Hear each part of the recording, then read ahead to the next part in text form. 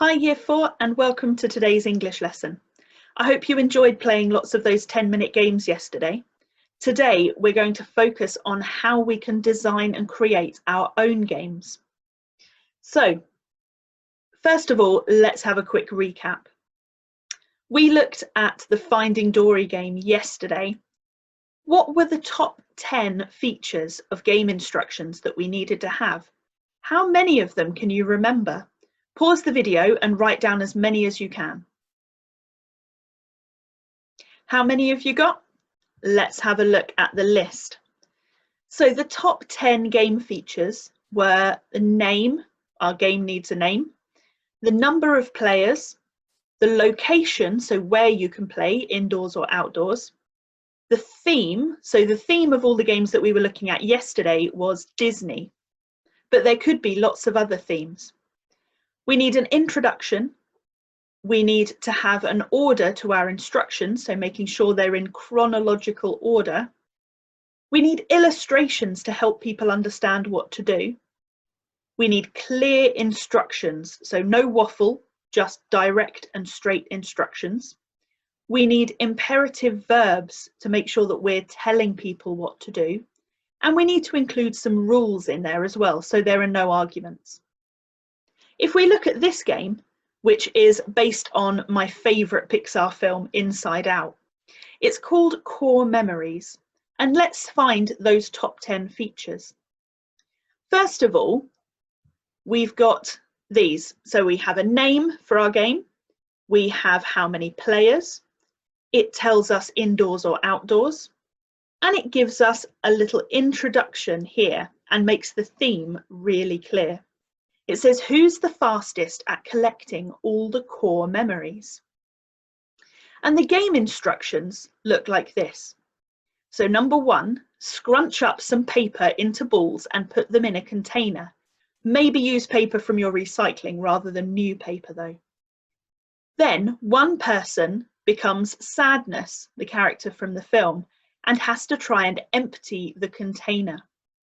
The other players are Joy, one of the other characters, and they have to put all the memories back in. And it's a bit of a battle to see whether you end up with more in the container or more on the floor. Instruction number 4 has a rule. If Sadness can empty the container, then they win. If Team Joy fills it, they win. So it's a battle between the two teams or two players. So again, we've got lots of features here. We've got our order, very clear. We've got some rules in there to stop arguments.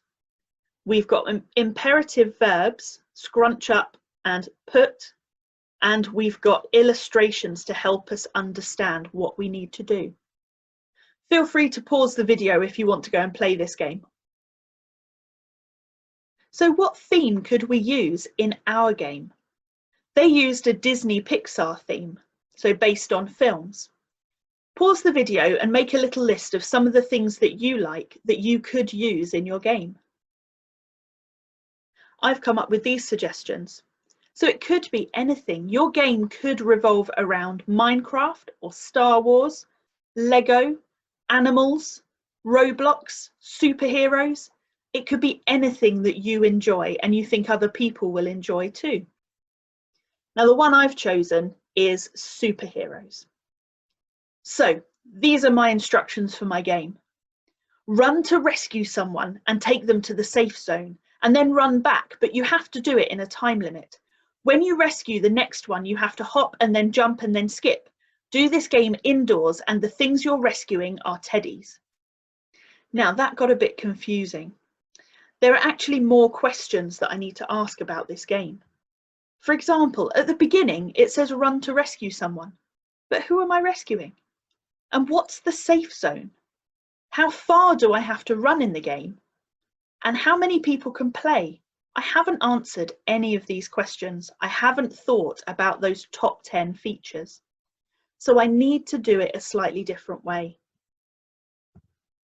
The first thing I'd like you to do today is just draw what happens in your game. So I've drawn the steps of my game here.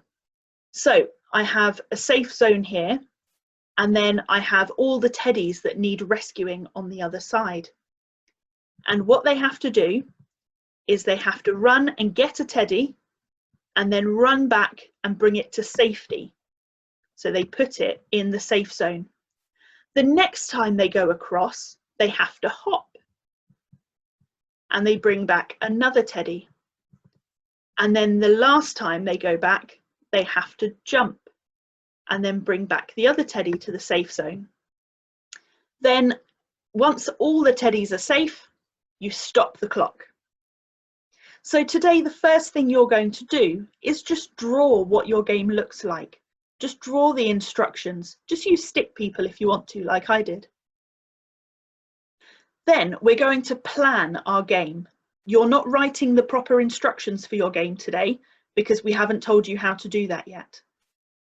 Today, you're just planning. But in planning our game, we're actually going to hit 6 of the top 10 game features.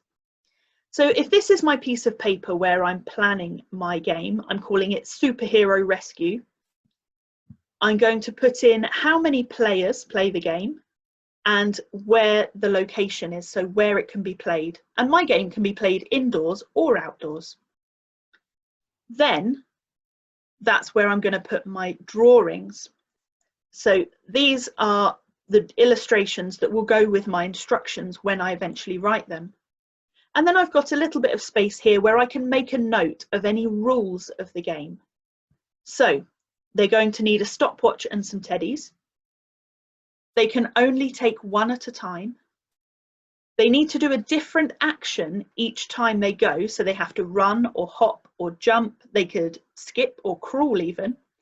And the fastest person wins. So that's what we'd like you to do today.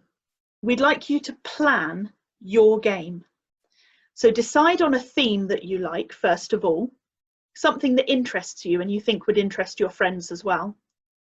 Then design your game. Remember, it's a short game that needs to get people active, get them up and moving. Make sure you know the rules of your game and how to play it. And then, just to make sure, we'd like you to check it with someone at home. Show them your plan, what you've got so far, and see if they understand your game. They might come up with a few questions that you haven't thought of. And that's it. I hope you enjoyed planning your game today, and I'll see you tomorrow to tell you how we need you to write your instructions. See you then.